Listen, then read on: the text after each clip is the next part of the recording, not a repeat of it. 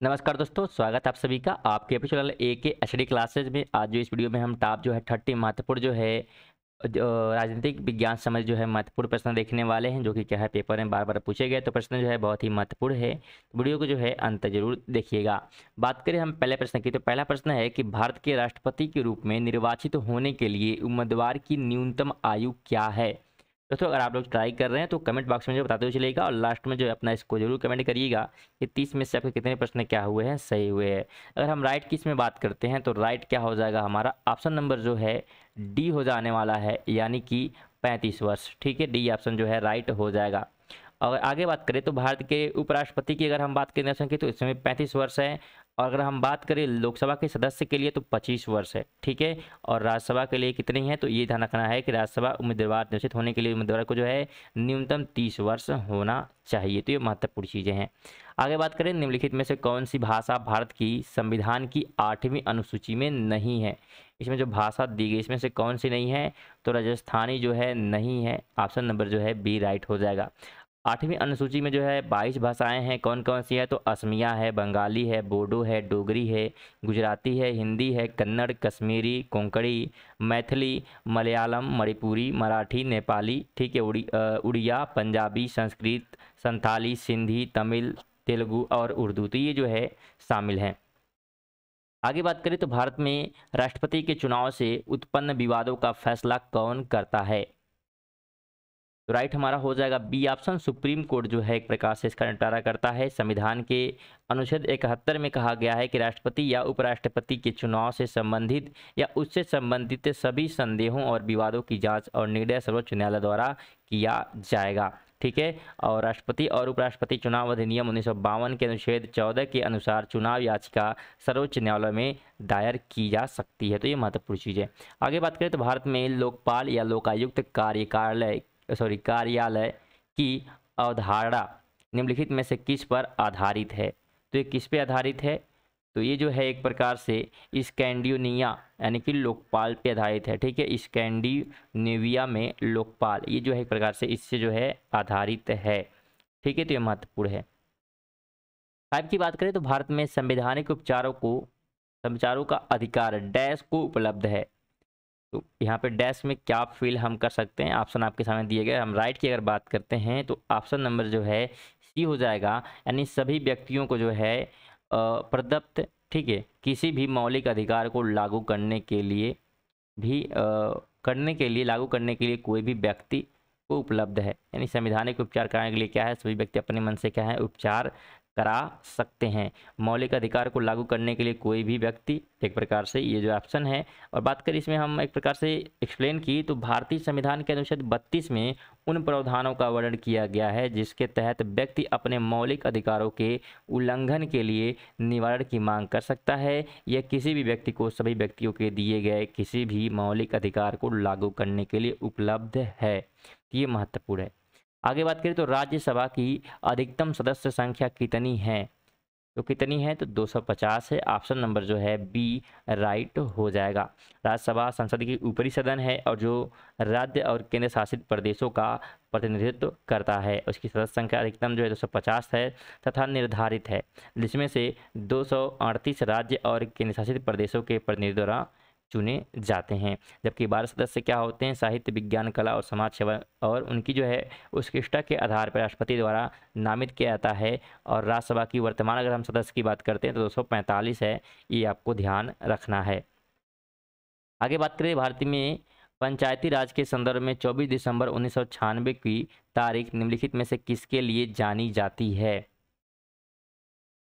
तो किसके लिए, तो एक प्रकार से अनुसूचित क्षेत्र का विस्तार। ठीक है, इसके लिए जानी जाती है। ऑप्शन नंबर सी जो है राइट हो जाएगा, क्योंकि 24 दिसंबर जो है 1996 को पंचायती राज, ठीक है, अधिनियम 1996 क्या हुआ था, लागू हुआ था। आगे बात करें निम्नलिखित में से किस महीने में हर वर्ष कौमी एकता सप्ताह या राष्ट्रीय एकता सप्ताह मनाया जाता है। किस महीने में, तो नवंबर के महीने में। ऑप्शन नंबर जो है बी जो है राइट हो जाएगा। कौमी एकता सप्ताह हर साल जो है 19 से 25 नवंबर तक मनाया जाता है। तो ये महत्वपूर्ण है, ध्यान रखना आपको। निम्नलिखित में से कौन सा सुमेलित नहीं है पूछा है। आप लोग पढ़ सकते हैं। राइट की बात करें तो ऑप्शन नंबर जो है डी हो जाएगा, अनुच्छेद 280 वित्त विधेयक। ये क्या है, सुमेलित नहीं है, क्योंकि अनुच्छेद 280 जो है वित्त आयोग को परिभाषित करता है, वित्त विधेयक जो है अनुच्छेद 112 के अंतर्गत आता है, तो ये महत्वपूर्ण है। आगे बात करें, निःशुल्क एवं अनिवार्य बाल शिक्षा अधिकार अधिनियम की निम्नलिखित में से कौन सी धारा विद्यालयों में प्रवेश परीक्षा आयोजित करने पर रोक लगाती है? तो कौन सी धारा, तो धारा जो 13 है ये रोक लगाती है एक प्रकार से। ऑप्शन नंबर बी जो है राइट हो जाएगा। आगे दिया है, निम्नलिखित में से कौन सा अधिकार राजनीतिक अधिकार है? तो राइट की अगर हम बात करें तो राइट हमारा हो जाएगा सी नंबर, वोट का अधिकार जो है एक प्रकार से राजनीतिक अधिकार है।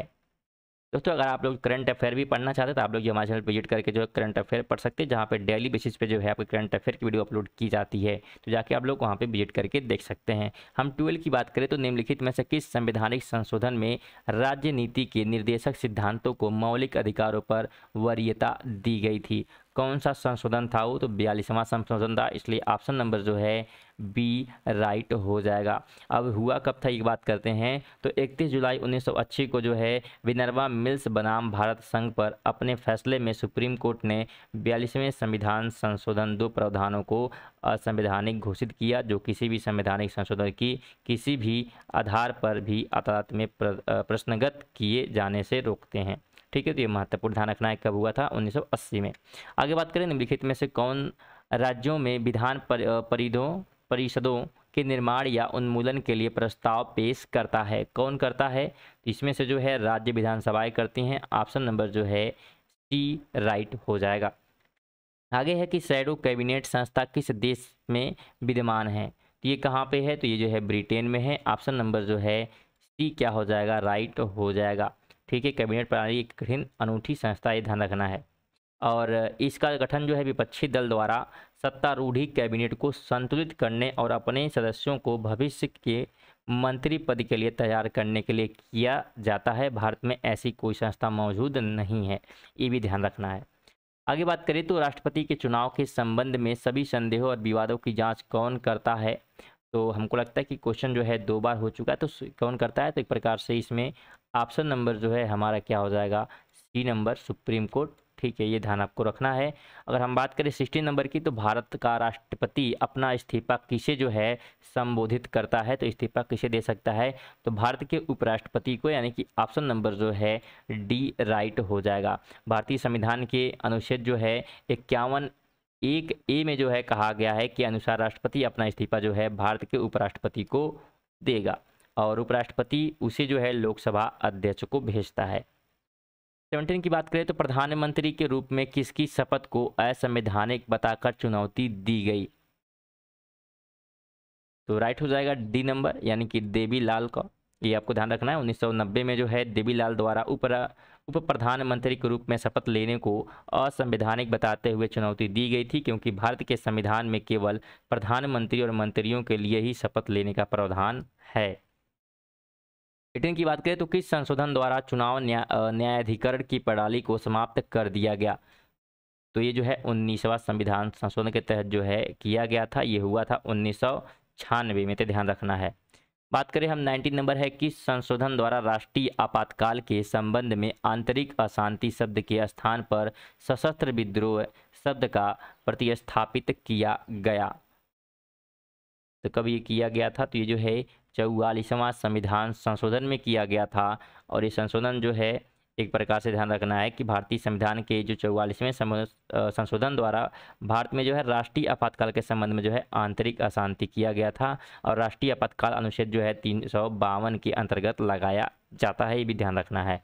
आगे बात करें तो जल संरक्षण और प्रबंधन पर पहला जो है संसदीय मंच किस वर्ष गठित किया गया था?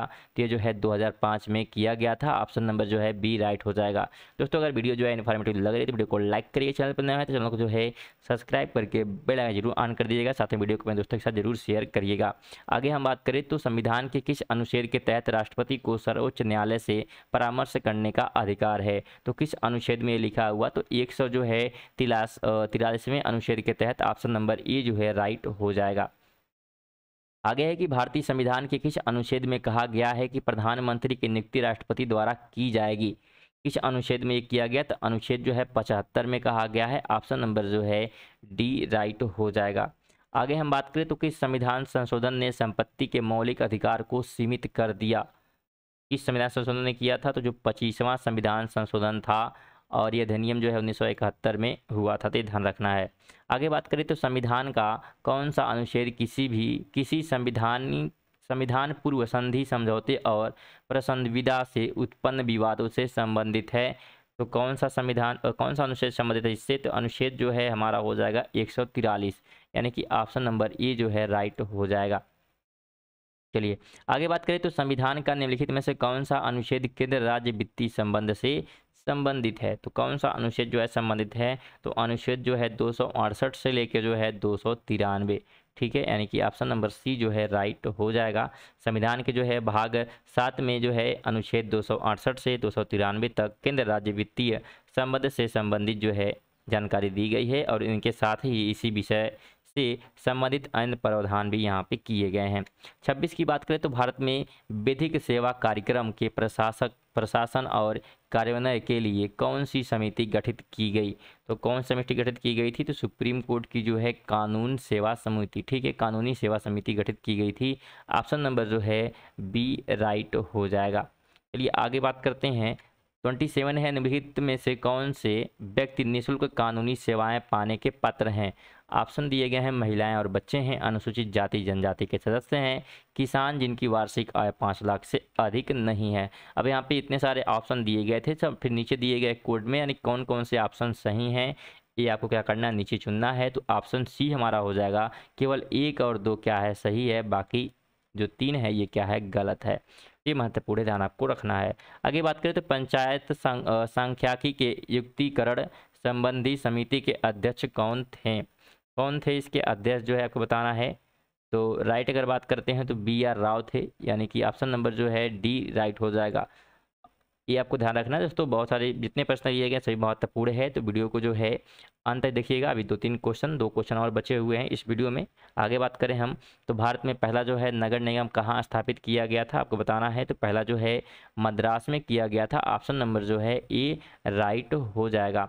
भारत में जो पहला नगर निगम जो है वर्ष 1688 में मद्रास में स्थापित किया गया और बाद में जो है 1726 में जो है ये बम्बई और कलकत्ता में भी क्या हो गया, स्थापित हो गया। आगे बात करें तो स्थानीय सरकार की केंद्रीय परिषद का अध्यक्ष कौन है? तो उसका अध्यक्ष जो है केंद्रीय मंत्री होता है। ऑप्शन नंबर जो है सी राइट हो जाएगा। ठीक है, तो यहाँ जो है 30 हमारे महत्वपूर्ण जो है प्रश्न समाप्त होते हैं। उम्मीद करते हैं वीडियो आपको अच्छी लगी हुई। वीडियो को लाइक करें, चैनल पर नए हैं तो चैनल को जो है सब्सक्राइब करके बेल आइकन जरूर ऑन कर देगा। साथ में वीडियो को जो है अपने दोस्तों के साथ जरूर शेयर करिएगा। चलिए मिलते हैं नेक्स्ट वीडियो में, तब तक के लिए जय हिंद जय भारत।